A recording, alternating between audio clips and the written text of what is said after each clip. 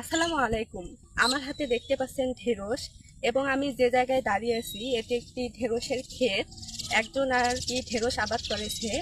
ঢেঁড়স হচ্ছে এক ধরনের সবজি যার বাংলা নাম ঢেঁড়স এবং ইংরেজি নাম ওকরা বা লেডিস ফিঙ্গার। ঢেঁড়স গ্রীষ্মকালীন একটি জনপ্রিয় সবজি। ঢেঁড়সের বৈজ্ঞানিক নাম অ্যাডেলমাস্টাস স্কুলেন্টাস। এটি মালভেসি পরিবারের একটি উদ্ভিদ।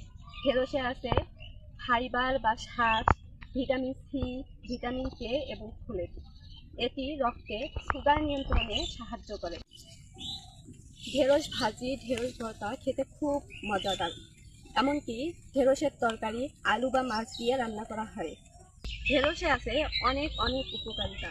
তার মধ্যে অন্যতম হলো ঢেঁড়সে যে আঁশ থাকে সেটি রক্তে সুগারের পরিমাণ নিয়ন্ত্রণে সাহায্য করে, যা ডায়াবেটিস রোগীদের জন্য অনেক উপকারী।